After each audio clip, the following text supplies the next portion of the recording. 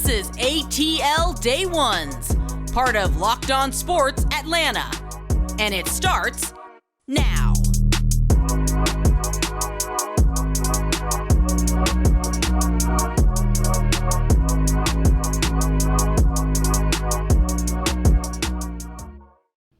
It is ATL Day Ones with Jarvis and Tenitra. We want to welcome you into the show. It is a Hump Day Wednesday, people. We thank you for joining us and rocking with us because, you know, we are almost at 1,400 subscribers. I think we're right at it. We appreciate you guys for liking and subscribing to the show. We also want to say thank you for making ATL Day Ones the first listen of the day. And remember, we are free and available on YouTube and wherever you download your podcast. And by the way, while you're there, go ahead and leave us a 5-star review. You know, that's all I ask. I won't ask for any much. You know, we won't ask for too much on this show. But we are going to tell you, like, we got a lot of good stuff on board for today. All right, we will tell you what free agent will have a Cordarrelle Patterson type impact for the Atlanta Falcons in 2022. Also, did the hype machine keep Trae Young from making the second team All-NBA? We'll get into all of that. And last but not least, and for the culture, I think the NFL may have figured this bad boy out. It may work.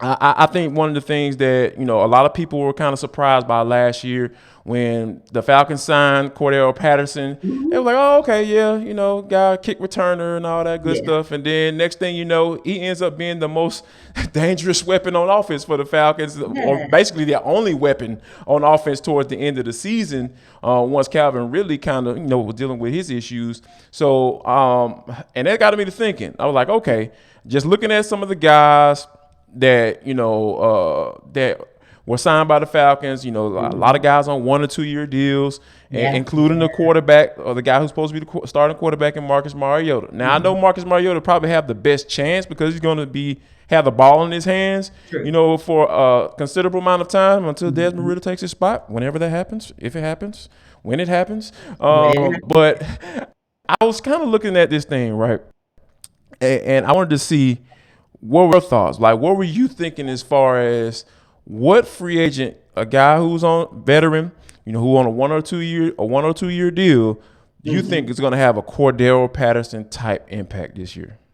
Ooh, that's a good one, Jarvis, because when I looked up and down the roster for the guy who could have that effect, I said, well, that's a hard one. Because last year, if anyone had asked us the same question of which veteran is going to have an impact, not maybe a CP impact, but just the impact, A, we would never have known that it was going to be a CP type impact, and B, we would never know CP was going to have a CP type impact. Right. So I was like, you know what?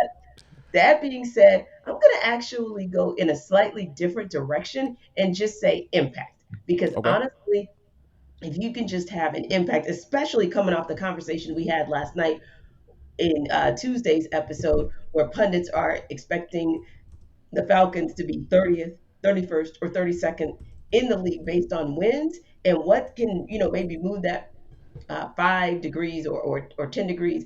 I really like the intrigue, and I'm intrigued by Rashaan Evans. And the reason I talk about him is because, yes, I realize only 52 tackles and 2 interceptions last season, but let's be real, Jarvis. We've heard buzz about the impending departure of Deion Jones for weeks, if not months now. Yes. And an article came out recently by our friend Jeff Schultz over at The Athletic, and it kind of gave us some details about that impending departure that may be predicated by things going on the field or not on the field for him as far as productivity last year, but maybe even off the field as well. And then I thought about a guy that you and I really love on this show, and that's Michael Walker.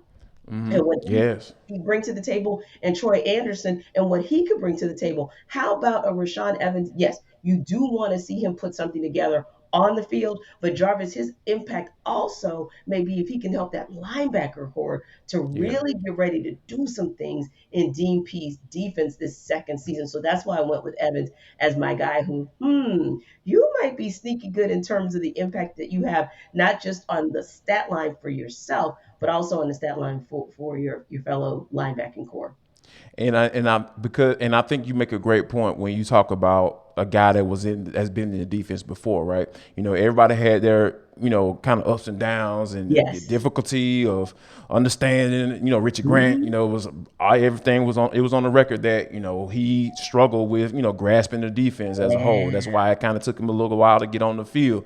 But I don't think that's going to be the case for Rashawn Evans because he's Yep. been there, done that before. And, Mhm. and I don't think Dean Pease would have brought him in if he Yeah. wasn't able to be effective. He knew that he was fully healthy and he was ready Mhm. to roll. So Agreed. I think that I think that's a good candidate. But I got another one for you, and I'm going Mhm. defense as well. Okay. How Okay. about Lorenzo Carter, former dog? Yeah. He was my one. In Yes, one piece. I'm gonna yes. give you that one. Yeah. I He like it. finished the season last year. I don't know what happens, but he had 0 sacks leading up into the last few games of the season, and he ended up the season with 5. And Mhm. he's a long guy, rangy type guy. He's a Yep. prototypical outside linebacker, a guy Mhm. who put his hand in the dirt on third and long. I know it for a fact he's probably going to be on the field, definitely to start the season Easily. because Easily. he's a guy who he has the talent, and Yeah. I think he started to figure some things out towards the end of last year. So I Mhm. think that would be something that the Falcons should expect from him.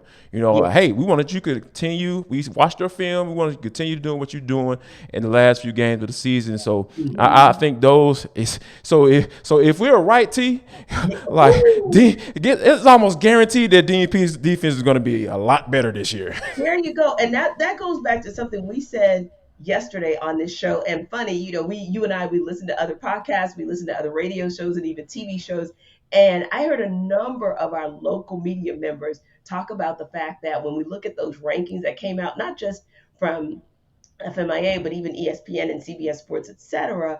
Part of it is because those individuals don't look at this team as with as much of a microscope as we do. We're in and out Right. on their moves every single day, whether it's practice, game day, or just even looking at okay, paper to pen on what we saw last year versus what we see this year. And like you said, if you and I and our sort of X Factor guys of Carter and Evans do a little something like what we're talking about, oh yeah, this defense is going to end up surprising. And I know you're going to like this before we move on because I know we're going to talk a little Braves here, but I had to throw in my other honorable mention as well on offense because when you said CP in the question, I love the question, and I said, I don't see him as doing a CP, but what if Damian Williams gave shades of his former self from the Wow. Chiefs and could actually give, whether that's Mariota or Ritter, a pass catcher, or Dave Ragone, another pass catcher out of the backfield who could actually do some things.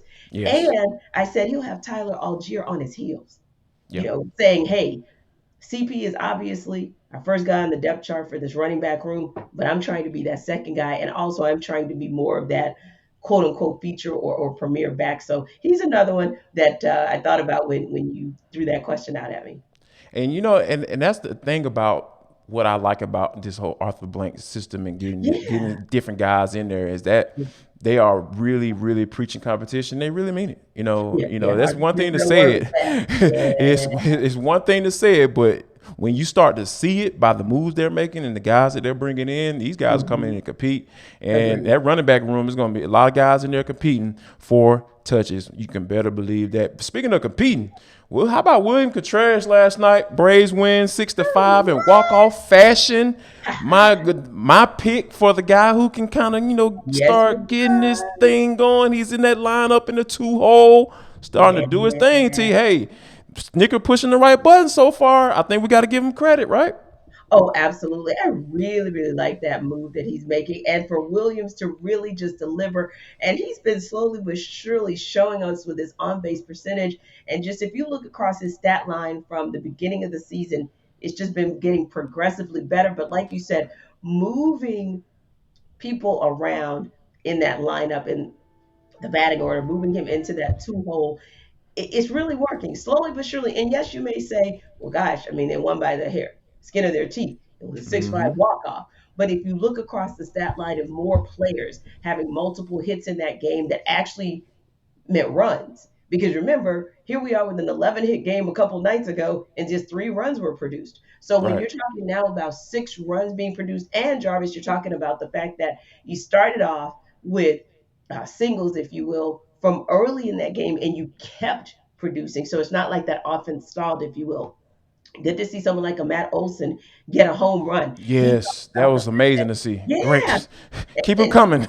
right. Because, he said that it wasn't so much the home run itself and like a mental thing for him, but he did admit that it's good to get that home run because maybe that's a momentum swing for him and for this team as well. And I thought too, good to see.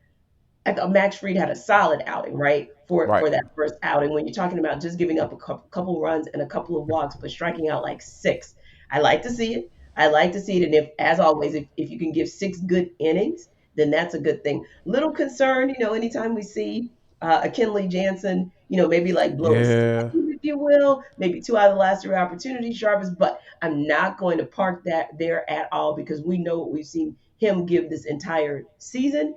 So still, I'm going to say he's going to continue giving good things. But yeah, how do I say it nicely? I can't even repeat to you what I said when I saw that walk off hit. I was like, wow, Yeah, Mother yeah, Blanca. look, do that Yeah. darn thing, yeah. And And it wasn't, here's a yeah. little nugget too. Hmm. Phillies are 1-6 on Tuesdays, so nice for us to add to their misery. Nice for the Braves to add Indeed. to their misery on a Tuesday. The Braves were Not going no, up on a go up. $2 Tuesday. Yes. For sure about that. You like I said, and it wasn't like Bryce Harper wasn't just murdering anybody who was up there Right. on the mound all night. So I can't get too mad at Mr. Jansen. All right, first pitch tonight, 7:20. Uncle Charlie. Charlie Morton's on the mound, so we will definitely hope that they continue their winning ways and try to go ahead and just win the rest of this series so they can get the series win and just move on to the Marlins and kick their behind as well and get us some little momentum going. We'll definitely appreciate all of that, T. But coming up next, though, man, the national media just be hating on my boy Trae, man. We'll talk about that next, right here on ATL Day Ones with Jarvis and T, part of Locked On Sports Atlanta.